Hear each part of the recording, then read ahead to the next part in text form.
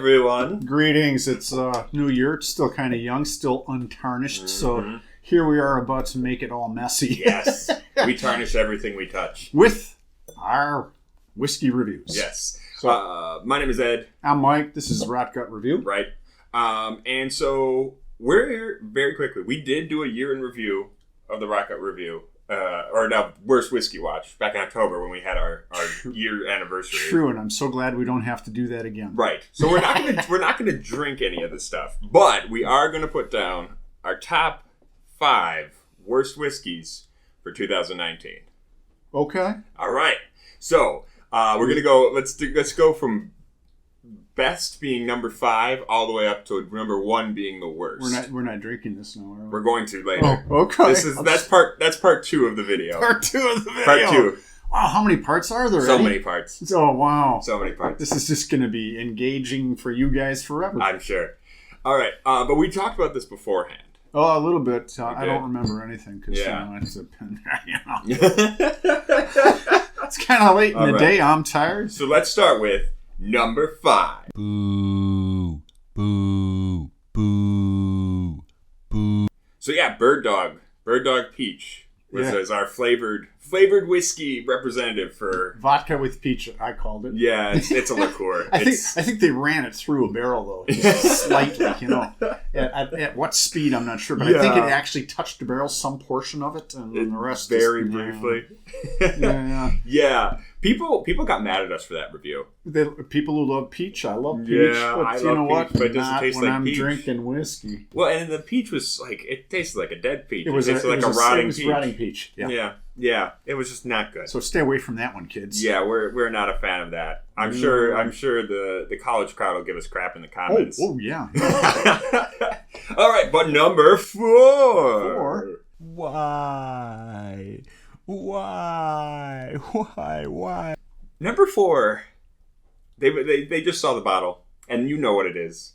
But number 4 is Uncle Nearest. And I am so sad about that. Now, it's not... Now, we've had some Uncle Nearest that's been really good. That's the thing. It is not the usual Uncle Nearest. This was the Uncle Nearest plastic edition. Exactly. This was the Uncle Nearest that had styrofoam floating in it, apparently. Which is super sad for me because I love Uncle Nearest. I adore Uncle Nearest. And the story. I will tell people to buy it every time. But then our buddy, Matt from Whiskey Crusaders, sent us a little sample. That was Uncle Nearest, the Nasty Edition, as he called it. And that was terrible. It was just, I don't know what happened. And that's the problem. If you're sourcing barrels, you can have an inconsistent product. Yeah. And why did he send that to us? Because he loves us hates us. Yeah, right. Get rid of the bad stuff. All right, but anyway, number 3. Bad whiskey. Bad whiskey. Bad whiskey. Stop that. Bad whiskey. So number 3 was also something that was given to us by a friend of the channel, or friend of the channel. The friend, Matt again? Yeah. No, this is John. Oh, John, we got 2 friends. Yeah, we got 2 friends. Yay! But yeah, so we got a Garrison Bros pick. Garrison brothers from down in Texas. Right. There was a pick that was done by some people on the Texas Whiskey Trail. And apparently when they picked it, this single barrel was excellent. Then it sat in a Texas rick house for a month. And something terrible happened to it. In a month? In a month. Was it in the beating sun? It must. I mean, Texas, man. It's warm down there. Things can turn fast. Because I remember tasting that one, and it tasted like sour piss and wood. And what's wrong with that? Yeah. I know that flavor well. Yeah, and the person who picked it actually came on the channel and was like, felt very bad that it had turned that bad. Right. That amount of time. Yeah, that's unfortunate. That's really unfortunate. It's too bad they didn't take it out of the barrel right when they picked it. You find something good, eat it, drink it, abuse it, whatever it is you gotta do. But that leads us into number 2. Hey.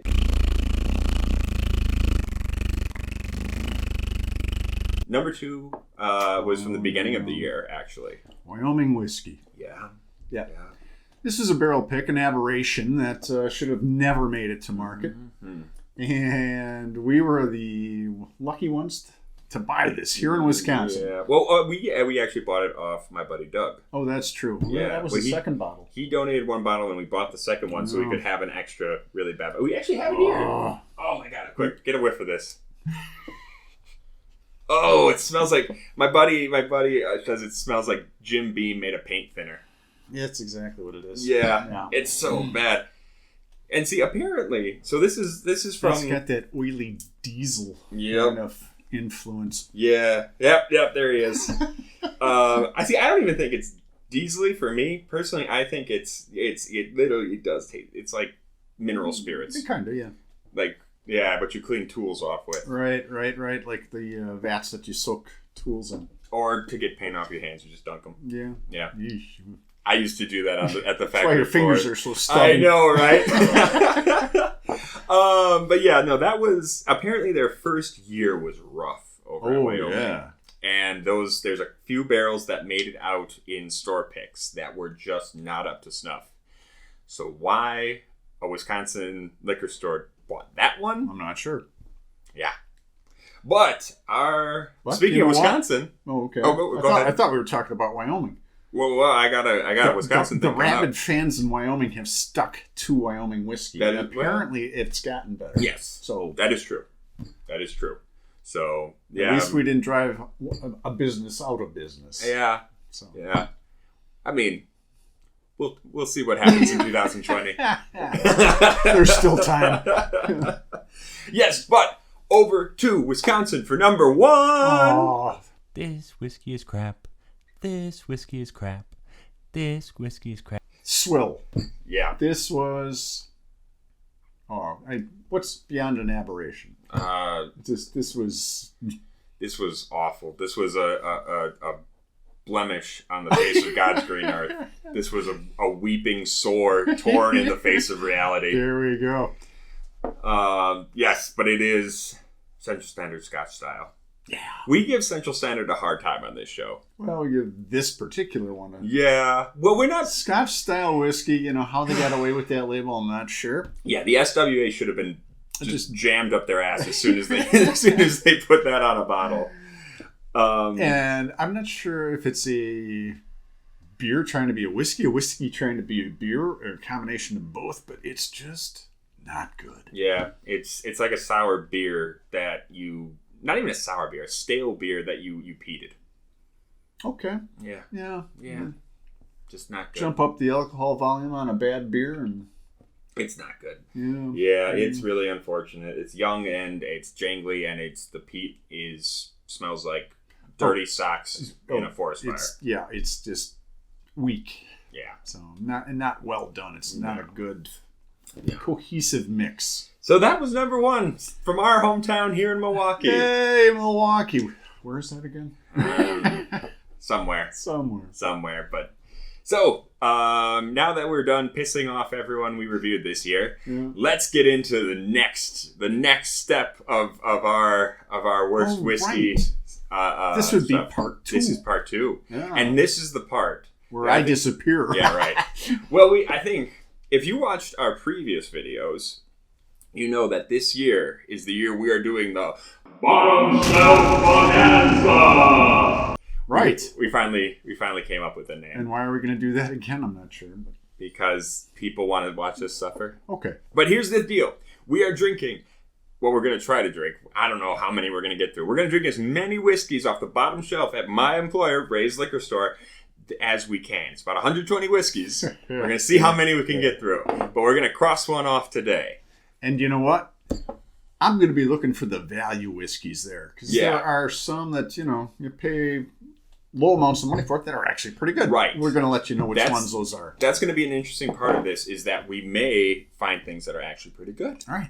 And we're actually... hoping. So we're starting at the very beginning, at the very, very front of the aisle. We're in Irish whiskey, which is a very good place to start. How long have you been filling that bottle? Took me a couple of weeks. Don't waste it. Wow. So this is light. This right here is from Rock Spirits, which if you go to their website, you can't actually find anything about this particular one. They've got like the banner for it, then the ads, but they don't actually tell you anything about it, which is awesome. But this is Ishkabaha. Ishkabaha. And I love this label because it says, look at this. It says, product of Ireland, Ishkabaha, which means water of life in Gaelic, or whiskey, just literally means whiskey. Real Irish whiskey. Irish, it says Irish huge right here, and then blended Irish whiskey underneath that. They're trying really hard to sell this. Yes, this would have, if this had been like an American spirit, it would have been like product of America, whiskey in Old English, and then real bourbon whiskey, American blended bourbon whiskey. I love the labeling. It's ridiculous. And I'm hoping that the inside of the bottle stuff, the liquid we're about to drink, is not as ridiculous. I'll find out. I'm very tempted not to call this whiskey. So they actually do tell you how old this is, which is kind of cool that they went ahead and told us that, because it's 4 years old. Oh, wow. Okay. So a year over the minimum for Irish whiskey. So, like, that's cool. Good on you for doing that, at least. 4 years in what kind of barrel? Probably refill. Refill? It says ex-bourbon casks. Ex-bourbon. Or a bathtub somewhere. Yeah, right. Mm. It's ex-bourbon casks. They don't tell us if it's first fill. I bet you it's not. Bet you not. Yeah. And by the nose on this, which I've already got a little bit, there's not much there. Yeah. It smells... It smells like sweet cereal. Like Frosted Flakes, maybe. Yeah. And like kind of overripe cantaloupe. Like just general fruity sweetness. Yeah. I feel like this is with sourced Irish whiskey, which this most definitely is. Okay. I'm finding that I kind of divide them up into Bushmills clones and Cooley clones. Oh, speaking of which, I have to issue a correction. We did West Cork the other day, and we said that was their new home distillate. We were wrong. It was actually sourced. He was wrong. I was wrong. So actually that makes sense because I'll fall on this. We said Tipperary tasted like West Cork. Right. So that must mean Tipperary and West Cork both sourced from Cooley. We thought it tasted like West Cork. There you go. There you go. Because Whiskey Jason, our man, let us know that the new distillate that they're coming out with is only just now hitting the market. So that couldn't have been one of theirs. There you go. Okay. Anyway, correction over. Okay. Back to this. This is definitely more in the Bushmills clone. It's single malt with grain. Okay. Grain whiskey. Bit of an alcohol wipe. Yeah. It smells hot for 40%. It smells really hot. Well, there's no other flavor really sitting on this. There's a touch of sweetness. I'm not sure what that is. Yeah. It just smells like sugar cereals. Yeah. Sugar cereals. No. That is not a lot going on. No, it's got no redeeming qualities whatsoever. I mean, it doesn't taste bad.